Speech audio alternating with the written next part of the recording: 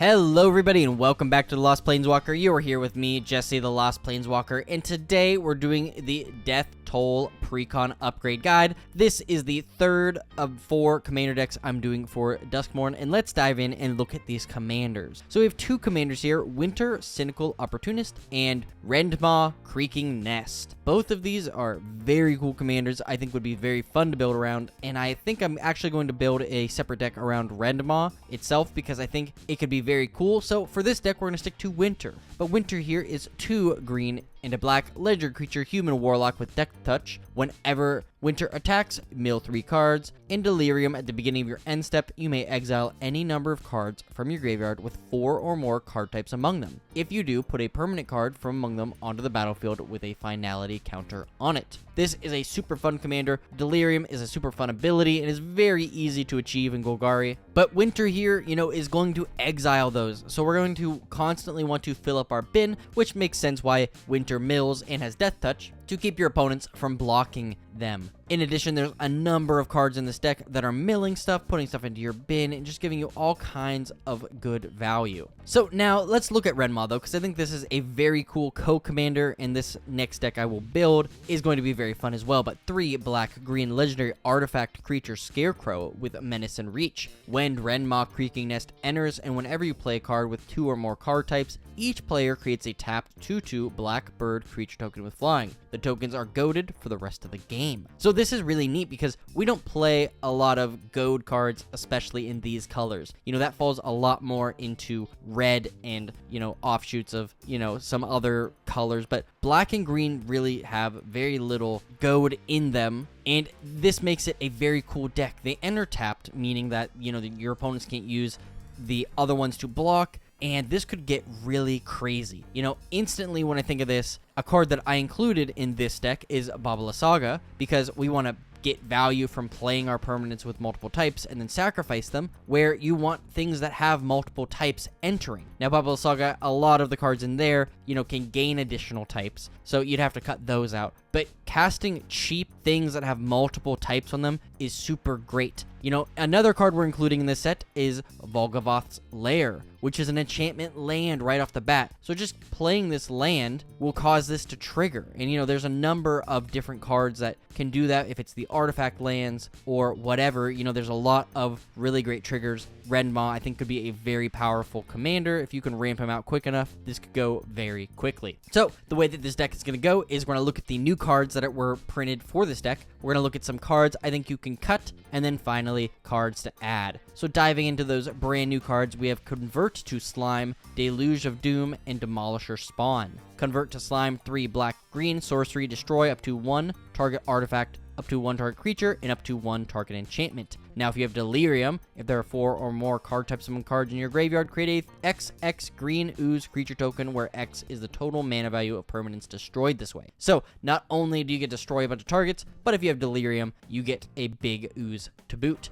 Next, Deluge of Doom, 2 and a black. I could see this card being pretty good, but it is limiting because all creatures get -X until end of turn, where X is the number of card types among cards in your graveyard. Now, if you're not playing a deck that's super heavy around that, then, there's a limit to what this can do. And in reality, the upper limit, I think there's 8 or there might be 9 now, different card types. So, this can't remove everything off the board, but for the most part, this should clear the board if you can hit all of those. And Demolisher Spawn, 5 green enchantment creature horror with trample and haste. In Delirium, when this attacks, if there are 4 or more card types among cards in your graveyard, other attacking creatures get +4/+4 until end of turn. I love this. I mean, this is a very cool, another big creature that has haste, which is very nice. You cast this on turn 7 or before, and if you have a board of creatures, you can deal some serious damage, probably knocking out some players from the game. Next up, we have Demonic Covenant, Formless Genesis, and Into the Pit. Demonic Covenant, 4 black, Kindred Enchantment Demon. I love to see these Kindred cards, but whenever 1 or more demons you control attack a player, you draw a card and lose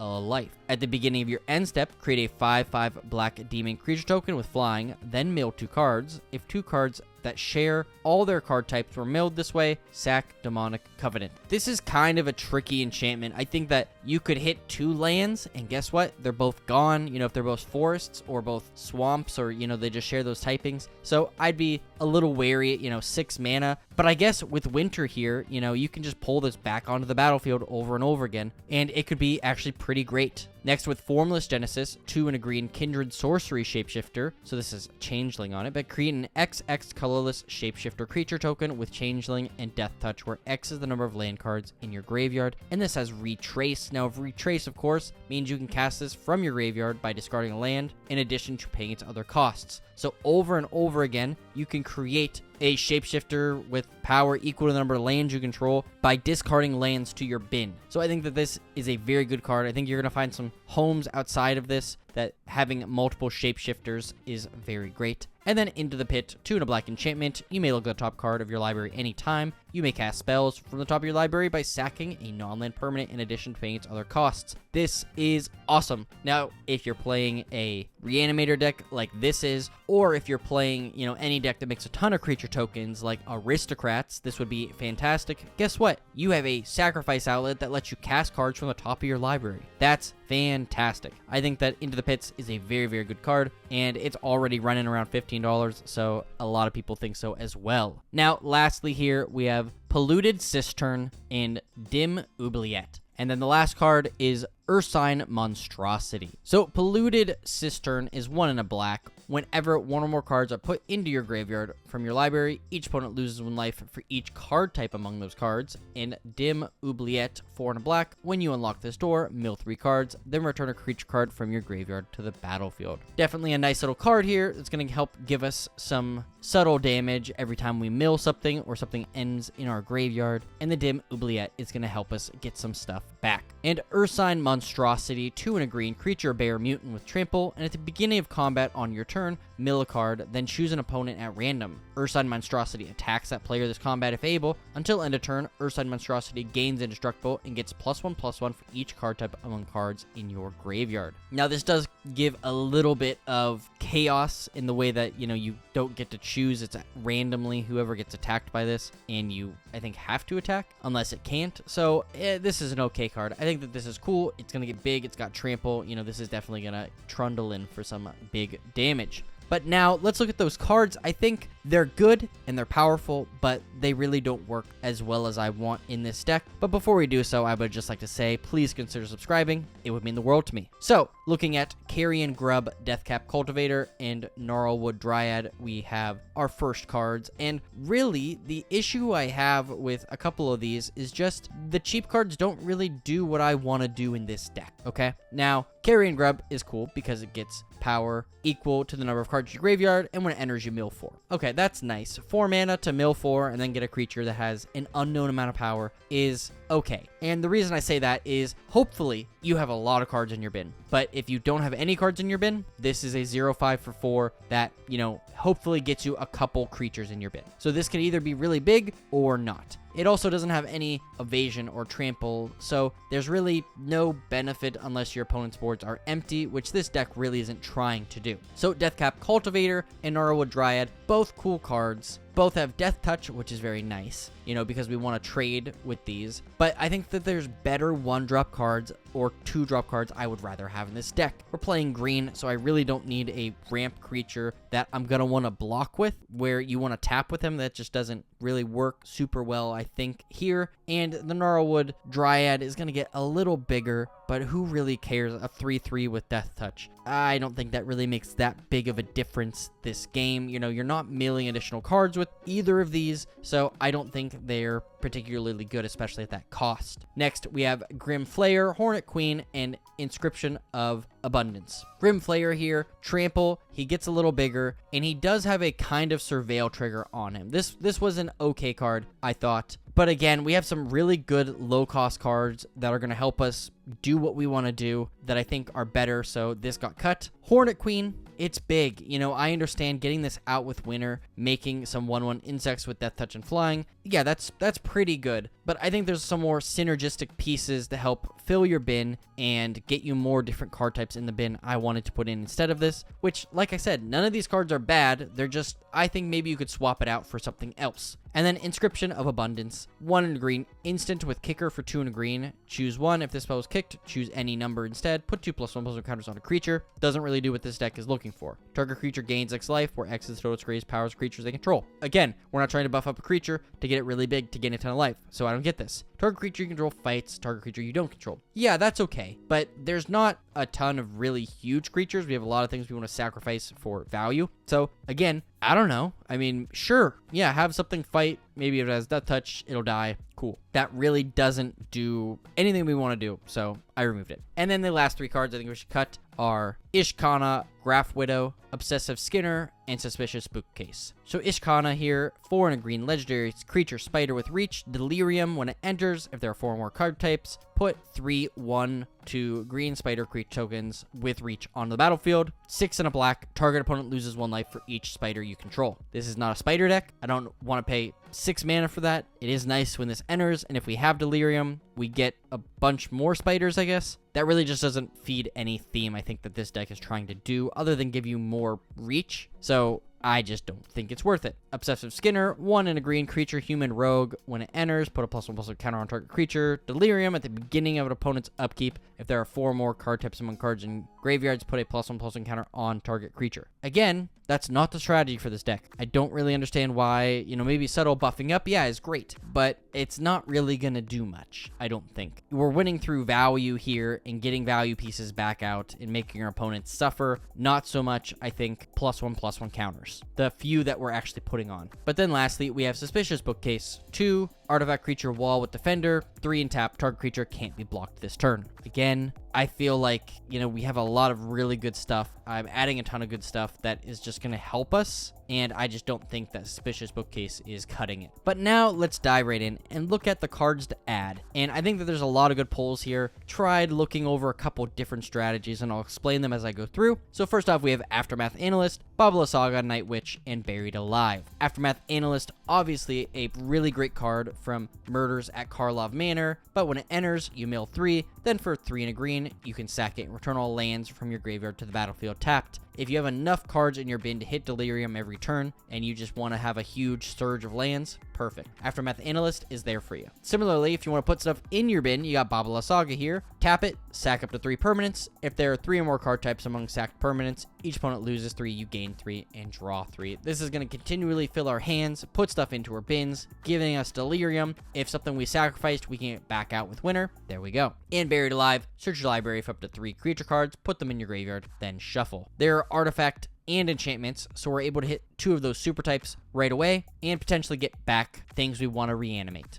as well. Next up, we have Dire Sight, Entomb, and Gloom Shrieker. Dire Sight here, 2 and a black, sorcery, surveil 2, then draw 2, and you lose 2. Surveiling, obviously very good in this deck. I honestly don't think I have enough surveil in this deck. I think you could add a ton more in, but the couple cards I wanted to add, I wanted to call that out. Entomb, of course, 1 mana instant, just go search for something and put it in your bin. And then Gloom Shrieker, it's got Menace. When it enters the battlefield, return a permanent to your hand from the graveyard, and if it would die, exile it instead. So you can't reanimate this over and over again, which doesn't work particularly well, but it is a cheap creature that's going to help us get stuff back to our bin. And if we want to sack it with Babala Saga, or we want to trigger our Rendmaw, that is why it's there. So next up, we have Golgari Thug, Head Shredder, and Life from the Loam. Golgari Thug here, great card. 1 and a black creature, human warrior. When it dies, put target creature card from your graveyard on top of your library, and it has Dredge 4. Now, if you've never played with Dredge, whenever you would draw a card, you can replace your draw trigger with the Dredge trigger, which will put Golgari Thug in the place of the card that you're drawing, and then you will mill 4 cards, which is so good. This gets us stuff back on top of our library. We can dredge this out to get it back into our hand every turn if we want to, and it's just going to help continually fill our bin. That's very similar to Life in the Loam here, which will return up to 3 target lands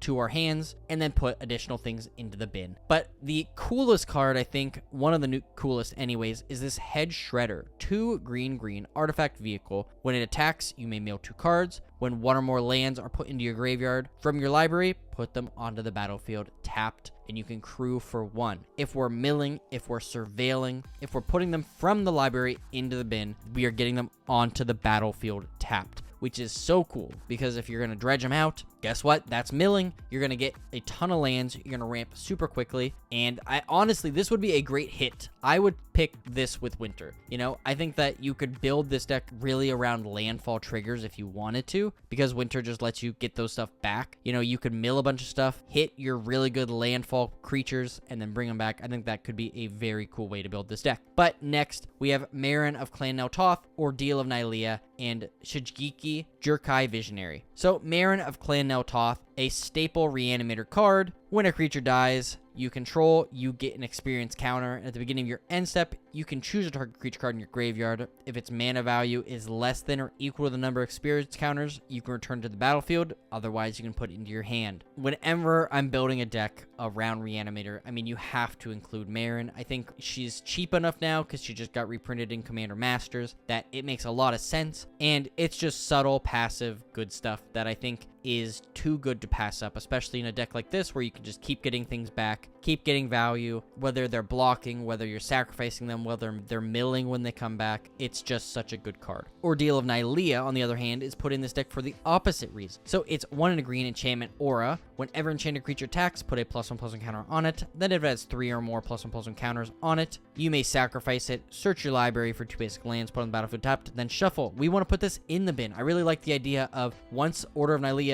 is done, it goes into the bin, and then we have an enchantment to use to hit Delirium that we can exile, or I guess you could bring it back. I wouldn't personally, but maybe if you're running low on lands, maybe this is what you want to get out with Winter. And then Shinjiki Jurkai Visionary, 1 and a green, legendary enchantment, creature, snake, druid. Man, that's a long name. 1 and a green, tap it to return it to its owner's hand to reveal the top 4 cards, put a land from among them on the battlefield and the rest in your graveyard. Nice little mill there, essentially. And then you can channel it for XX green to discard it and return X target non-legendary cards from your graveyard to your hand. Lots of really good value, lots of really good pieces that are not legendary as well that we can get back. So the last 3 cards today is 6 Valgavoth's Lair and Valgavoth Terror Eater. 6 here, reach. When it attacks, mill 3, you can put a land from among them into your hand. And then as long as it's your turn, non-land permanent cards in your graveyard have retrace. Again, we talked about retrace earlier with the Formless Genesis. We're pitching lands to our bin in order to cast permanent spells from our graveyard in addition to their other costs, which I think is very powerful. And I think 6 here is going to be a really good engine for this deck in a lot of graveyard-focused decks as well. Valgavoth's Lair has enchantment and lands as its type.